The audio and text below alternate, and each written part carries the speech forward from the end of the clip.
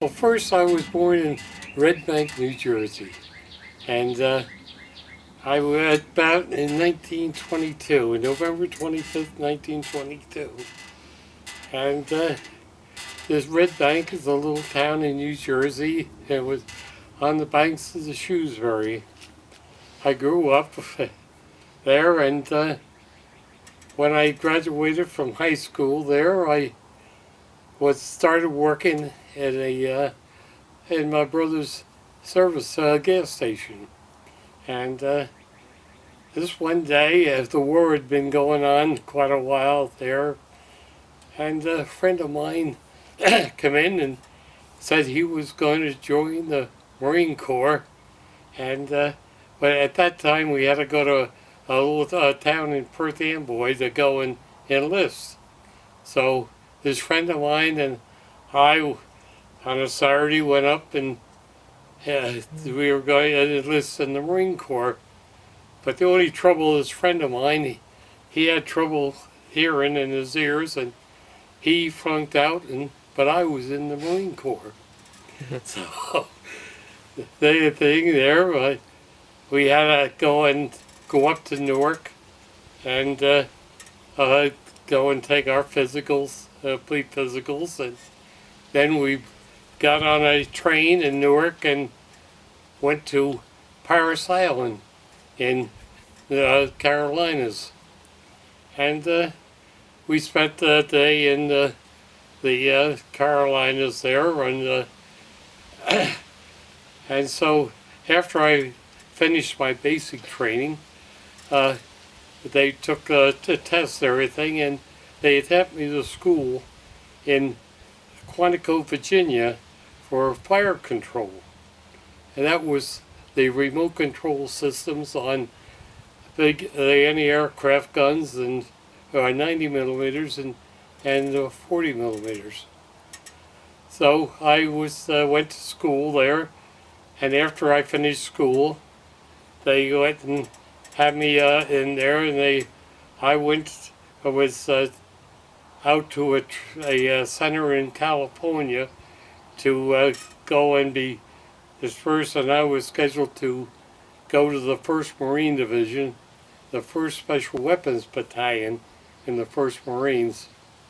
So we boarded a ship at the Rochambeau.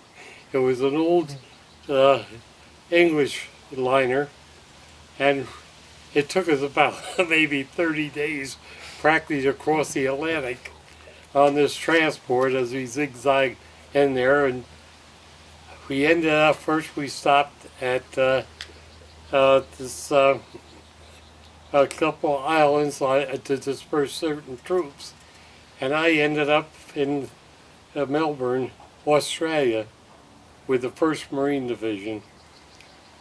We then went and had basic training with our different artillery and things like that. And after that certain stretch, we were going to go to the 1st Marines had just come off of Guadalcanal, and I was one of the first replacements from after Guadalcanal.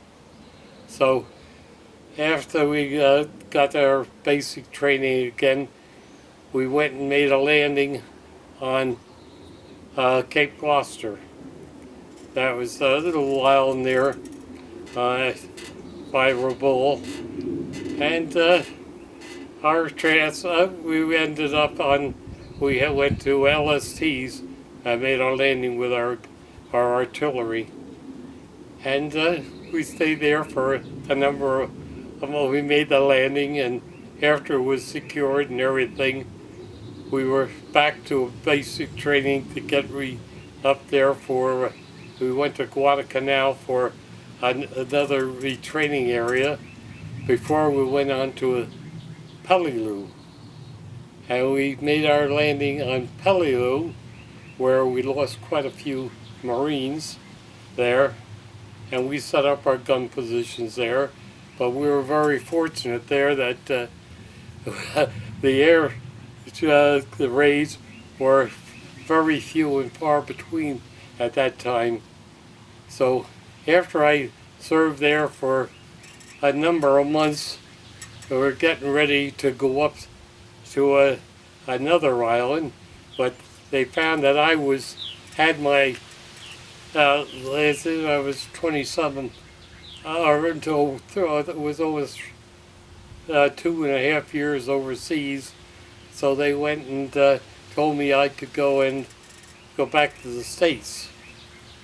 And so we boarded this transport. It was I can't think of what the name of this attack transport that was taking us back home. And so on my way back home, as we're pulling in the the Guam there, my brother, he was stationed at Guam, and he came on board ship, and they let him see me for a little while before we pulled out again. And as we pulled into Pearl Harbor, I ended up with malaria. So I spent, instead of being able to go in to there and see Diamond Point and all that there in Hawaii, I was in sick bay with my malaria. So then we continued on back home, and we were one of the first transports to arrive in San Diego right after VJ Day. They had the VJ Day. And then I went through our training there, and I was actually, after I got through there, I was transferred back to New Jersey, Lakehurst, New Jersey. And that's where I spent most of my time before I was discharged from the service. Okay.